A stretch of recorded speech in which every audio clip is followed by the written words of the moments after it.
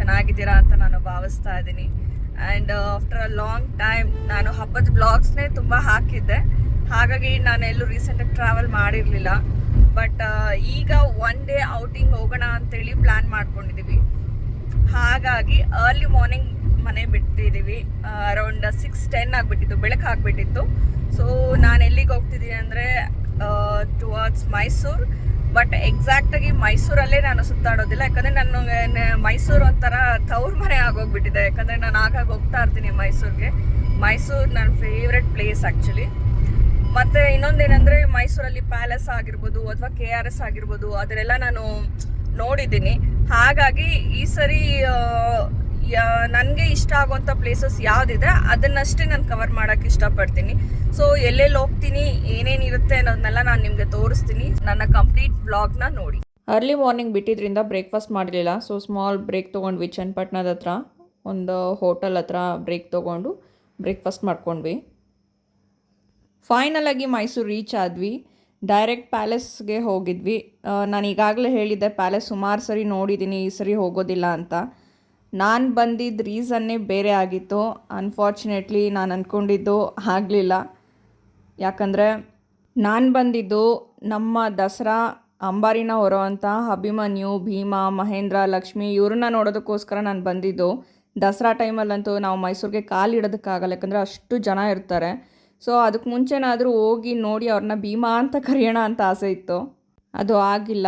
ಸರಿ ಅಂತ ಅಂದ್ಬಿಟ್ಟು ಪ್ಯಾಲೇಸ್ ಮುಂದೆಗಡೆನೆ ತುಂಬ ಪಿಜನ್ಸ್ ಇದ್ವು. ಸ್ವಲ್ಪ ಫೋಟೋ ಶೂಟು, ವಿಡಿಯೋ ಶೂಟು ಮಾಡ್ಕೊಂಡ್ವಿ. ನಾವು ಮೈಸೂರಿಗೆ ವಿಸಿಟ್ ಮಾಡಿದ್ದೆ ಆನೆಗಳನ್ನ ನೋಡೋದಕ್ಕೆ ಅಂತ. ಪ್ಯಾಲೇಸ್ಗೆ ಹೋಗಿ ಆನೆಗಳನ್ನ ಅಭಿಮನ್ಯು, ಮಹೇಂದ್ರ, ಭೀಮಾ, ಲಕ್ಷ್ಮಿನೆಲ್ಲ ನೋಡೋಣ ಅಂತ ಹೋಗಿದ್ದು. ಆದರೆ ಇವತ್ತು ನಮ್ಮ ದೇಶದ ರಾಷ್ಟ್ರಪತಿಗಳು ಬರ್ತಿರೋದ್ರಿಂದ ನಮಗೆ ಅಲೋ ಇಲ್ಲ ಪ್ಯಾಲೇಸಲ್ಲಿ. ಇವತ್ತು ನಾಳೆ ಪ್ಯಾಲೇಸ್ಗೆ ಯಾರೂ ಅಲೋ ಇಲ್ವಂತೆ. ಸೊ ರಾಂಗ್ ಟೈಮಲ್ಲಿ ಬಂದ್ಬಿಟ್ವೇನೋ ಅಂತ ಫೀಲ್ ಆಗ್ತದೆ. ಯಾಕಂದರೆ ನಾನು ಮೇಯ್ನ್ ಬಂದಿದ್ದೆ ದಸರಾ ಆನೆಗಳು ನೋಡಬೇಕು ಅಂತಲೇ ಮೇಯ್ನ್ ನನಗೆ ಇಂಟೆನ್ಷನ್ ಇದ್ದಿದ್ದು. ಸೊ ಹಾಗಾಗಿ ಈಗ ಏನು ಮಾಡೋಕ್ಕಾಗಲ್ಲ. ಆ ಮೋಡ್ ಔಟಿಂದ ಸ್ವಲ್ಪ ಚೇರ್ ಅಪ್ ಮಾಡಿದ್ರು ನನ್ನ ಹಸ್ಬೆಂಡು. ಇಲ್ಲಿ ನೋಡೋದಕ್ಕಾಗಲಿಲ್ಲ ಅಂತಂದ್ರೇನು ನಾನು ಕಾಡು ಆನೆಗಳನ್ನ ತೋರಿಸ್ತೀನಿ ಅಂತ ಹೇಳಿಬಿಟ್ಟು ನಾವು ನೆಕ್ಸ್ಟು ರೀಡೈರೆಕ್ಟ್ ಆಗಿದ್ದು ಗುಂಡ್ಲುಪೇಟೆಯಿಂದ ಬೇಗೂರು ಈ ರೂಟ್ ಮೇಲೆ ನಾವು ಬಂಡೀಪುರಕ್ಕೆ ಹೋದ್ವಿ. ಬಂಡೀಪುರ ಮುದುಮಲೈಗೆ ಹೋಗೋಣ ಅಂತ. ಸೊ ನಾನು ಅಲ್ಲಿ ಬರೀ ಆನೆಗಳು ಮಾತ್ರ ನೋಡಿಲ್ಲ, ಬೇರೆ ಬೇರೆ ಪ್ರಾಣಿಗಳನ್ನ ನೋಡಿದ್ದೀನಿ, ಅವೆಲ್ಲ ತೋರಿಸ್ತೀನಿ. ಗುಂಡ್ಲುಪೇಟೆ ಬೇಗೂರು. ಸೊ ಬಂಡೀಪುರ ಮುದುಮಲೈ ಫಾರೆಸ್ಟ್ಗೆ ಹೋಗೋ ದಾರಿಯಲ್ಲಿ ಒಂದು ಸೂರ್ಯಕಾಂತಿ ತೋಟ ಇದೆ. ತೋಟ ಅಂದರೆ ಚಿಕ್ಕದಾಗಿದೆ, ಹೊಲದಲ್ಲಿ ಹಾಕ್ಕೊಂಡಿರೋದು. ತುಂಬಾ ಚೆನ್ನಾಗಿದೆ ಫೋಟೋ ಶೂಟ್ ಮಾಡ್ಕೊಳ್ಳೋದಕ್ಕಂತೂ. ನಾನು ತುಂಬ ವಿಡಿಯೋ ಮಾಡ್ಕೊಂಡಿದ್ದೀನಿ, ಅದು ತೋರಿಸ್ತೀನಿ ನೋಡಿ. ಬಂಡೀಪುರ ಮುದುಮಲೈಗೆ ಹೋಗೋ ದಾರಿಯಲ್ಲಿ ನಮಗೆ ಈ ಒಂದು ತೋಟ ಕಾಣಿಸಿದ್ದು, ಸೂರ್ಯಕಾಂತಿ ತೋಟ.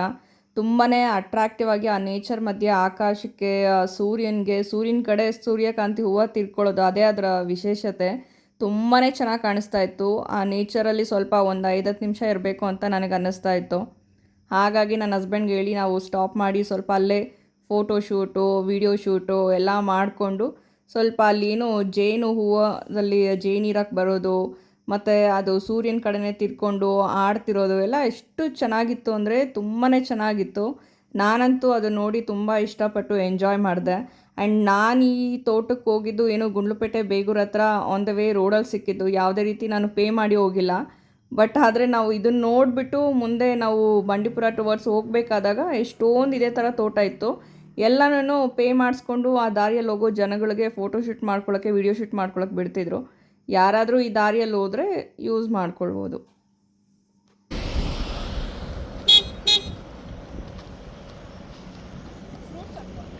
ಫೋಟೋ ಶೂಟ್ ಮಾಡಿಕೊಂಡು ನಾವು ಅಲ್ಲಿಂದ ಹೊರಡೋದೇ ಸ್ವಲ್ಪ ಲೇಟ್ ಆಯಿತು. ಹಾಗಾಗಿ ನಂಗೆ ಗೊತ್ತಿತ್ತು ಈ ಥರ ಏನಾದರೂ ಟ್ರಾವೆಲ್ ಮಾಡುವಾಗ ಸ್ವಲ್ಪ ಹಸಿವಾಗುತ್ತೆ, ಇಮಿಡಿಯೇಟಾಗಿ ಹೋಟೆಲ್ಸ್ ಅದು ಇದು ಸಿಗಲ್ಲ ಅಂತೇಳಿ ನಾನು ಮನೆಯಿಂದನೇ ಸ್ವಲ್ಪ ಫ್ರೂಟ್ಸ್ ಎಲ್ಲ ತೊಗೊಂಡಿದ್ದೆ, ಡ್ರ್ಯಾಗನ್ ಫ್ರೂಟು, ಪೈನಾಪಲ್ಲು. ಫೈನಲಾಗಿ ಬಂಡೀಪುರ ರೀಚ್ ಆದ್ವಿ. ನಾವು ಯಾವುದೇ ರೀತಿ ಸಫಾರಿ ತೊಗೊಳ್ಳಿಲ್ಲ, ಸಫಾರಿ ಯಾವುದೂ ಬುಕ್ ಮಾಡ್ಕೊಳ್ಳಿಲ್ಲ. ನಾರ್ಮಲಾಗಿ ಊಟಿಗೆ ಹೋಗೋ ದಾರಿ, ಬಂಡೀಪುರ ಮುದುಮಲೈ ಊಟಿಗೆ ಹೋಗೋ ದಾರಿಯಲ್ಲಿ ಕಾಡೊಳಗಡೆ ಹೋಗ್ತಾ ಇದ್ದೀವಿ.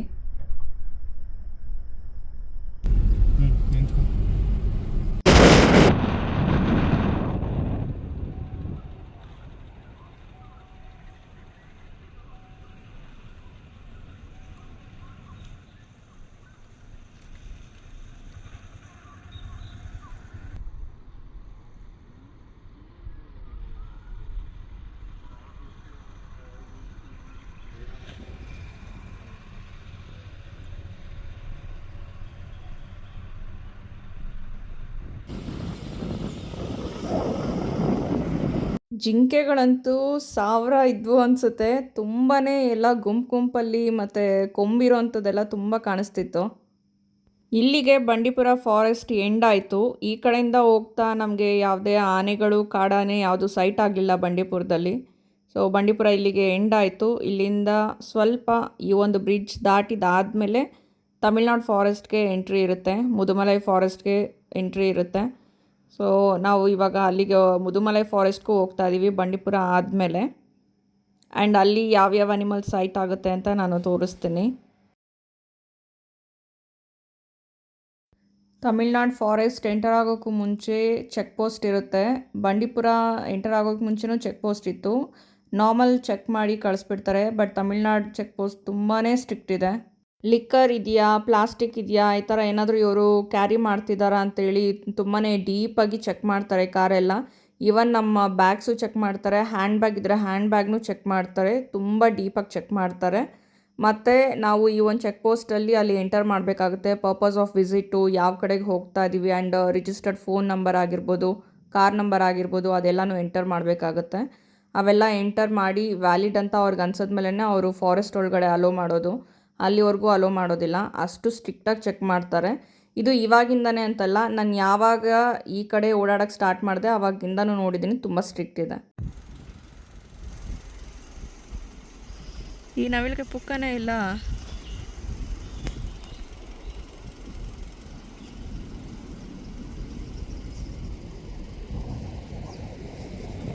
ಮುದುಮಲೈ ಫಾರೆಸ್ಟಲ್ಲೂ ಸಹ ತುಂಬಾ ಜಿಂಕೆಗಳಿದ್ವು. ಅವೆಲ್ಲ ರೋಡ್ ಸೈಡಲ್ಲೇ ಸೈಟ್ ಆಗ್ತಾಯಿತ್ತು.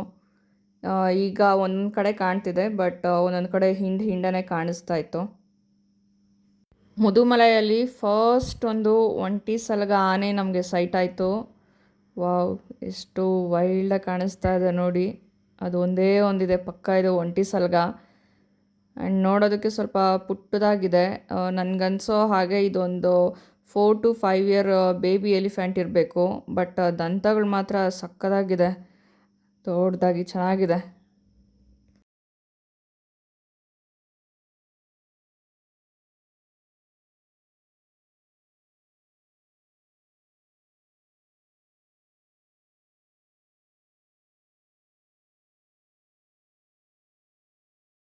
ಆ್ಯಂಡ್ ಇನ್ನೊಂದು ಎಲಿಫೆಂಟ್ ಸೈಟ್ ಆಯಿತು ನಮಗೆ. ಒಳ್ಳೆ ಗುಮ್ಮ ಥರ ನಿಂತಿತ್ತು, ಗೊತ್ತೇ ಆಗಲಿಲ್ಲ. ನನ್ನ ಹಸ್ಬೆಂಡ್ ಕಂಡಿಡ್ದಿದ್ದು ಹಿಂದೆಯಿಂದ, ಏನಿದು ಬಂಡೆ ಥರ ಇದೆಯಲ್ಲ ಅಂತ. ಆಮೇಲೆ ಮುಂದಕ್ಕೆ ಬಂದಾಗ ಗೊತ್ತಾಯಿತು ಎಷ್ಟು ದೊಡ್ಡದಾಗಿತ್ತು ಅಂದರೆ ಸಿಕ್ಕಾಪಟ್ಟೆ ದೊಡ್ಡದಿತ್ತು ಈ ಆನೆ. ತುಂಬಾ ಚೆನ್ನಾಗಿತ್ತು ಇದು. ಮುದುಮಲೈ ಫಾರೆಸ್ಟಿಂದ ಈಗ ಎಕ್ಸಾಕ್ಟ್ ಮುದುಮಲೈಯಲ್ಲಿದ್ದೀವಿ ನಾವು. ಈ ಮುದುಮಲೈಯಲ್ಲಿ ಒಂದು ಹರ್ಕೊಂಬರೋ ನದಿ. ಇಲ್ಲಿ ಯಾವುದೇ ರೀತಿ ನೆಟ್ವರ್ಕ್ ಆಗಲಿ ಏನೂ ಸಿಕ್ಕಲ್ಲ. ತುಂಬ ಪೀಸ್ಫುಲ್ ಆಗಿರುತ್ತೆ. ನಮಗೆ ನಾವು ಟೈಮ್ ಕೊಟ್ಕೊಳ್ಳೋಕೆ ಚೆನ್ನಾಗಿರುತ್ತೆ. ಆ್ಯಂಡ್ ಸಮ್ಟೈಮ್ ಇಲ್ಲಿ ನಮಗೆ ಸಾಕಿರೋ ಆನೆ ಸಹ ಸೈಟ್ ಆಗುತ್ತೆ. ಯಾಕಂದರೆ ಮುದುಮಲೈಯಲ್ಲಿ ಎಲಿಫೆಂಟ್ ಕ್ಯಾಂಪ್ ಇದೆ. ಈ ಸರಿ ನಮ್ಮ ಟೈಮಿಂಗ್ಸ್ ಎಲ್ಲ ವೇರಿ ಆಗಿ ನನಗೆ ಮಿಸ್ ಆಯಿತು. ಇಲ್ಲಾಂದರೆ ನಾನು ತೋರಿಸ್ತಾ ಇದ್ದೆ ಎಲಿಫೆಂಟ್ ಕ್ಯಾಂಪ್ ಸಹ. ಯಾಕಂದರೆ ನನಗೆ ಆನೆಗಳೆಲ್ಲ ಇಷ್ಟ. ಆದರೆ ಈಗ ಹೋದ್ರೆ ಅಲ್ಲಿ ಆನೆಗಳಿರೋದಿಲ್ಲ. ಆ್ಯಂಡ್ ಟೈಮೂ ಆಗಿಬಿಟ್ಟಿದೆ, ಊಟ ಮಾಡ್ಕೊಂಡು ಬಿಡೋಣ ಅಂತೇಳಿ ಬಂದಿದ್ವಿ.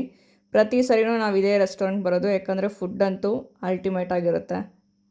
ವೀಕ್ ಡೇ ಆಗಿರೋದ್ರಿಂದ ಜನ ಅಷ್ಟು ಬರೋದಿಲ್ಲ ಅಂತ ವೆಜ್ ಬಿರಿಯಾನಿ ಮಾತ್ರ ಅವೈಲೇಬಲ್ ಇತ್ತು.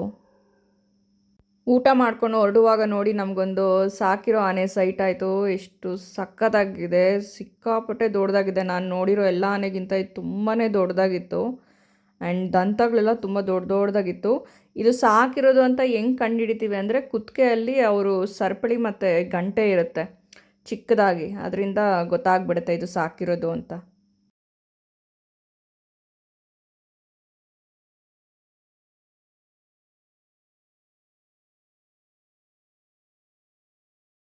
ಇಲ್ಲಿಗೆ ಮುದುಮಲೈ ಎಂಡ್ ಆಗುತ್ತೆ. ಮುದುಮಲೈಯಲ್ಲಿ ಏನು ಸಾಕಿರೋ ಆನೆನೂ ಕಾಣಿಸ್ತು, ಕಾಡು ಆನೆನೂ ಕಾಣಿಸಿದೆ. ಆ್ಯಂಡ್ ಬಂಡೀಪುರದಲ್ಲೂ ನಮಗೆ ರಿಟರ್ನ್ ಆಗುವಾಗ ಆನೆಗಳು ಸೈಟ್ ಆಗಿದೆ, ಅದನ್ನು ತೋರಿಸ್ತೀನಿ.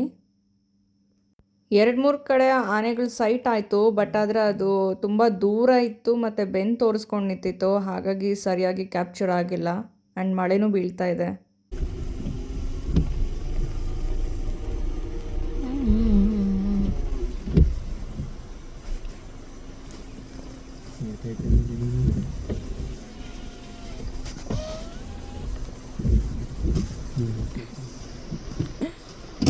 ಬಾಯ್ ಇತ್ತಲ್ವ ಇಲ್ಲಿ ಅದು.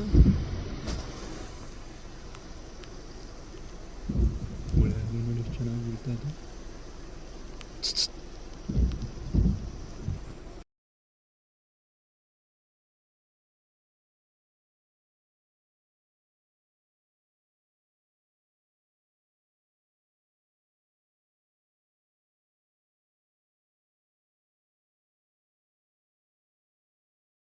ಕಾಡೊಳಗಡೆನೆ ಸಣ್ಣ ಸಣ್ಣ ಹನಿಗಳಾಗ್ತಿತ್ತು.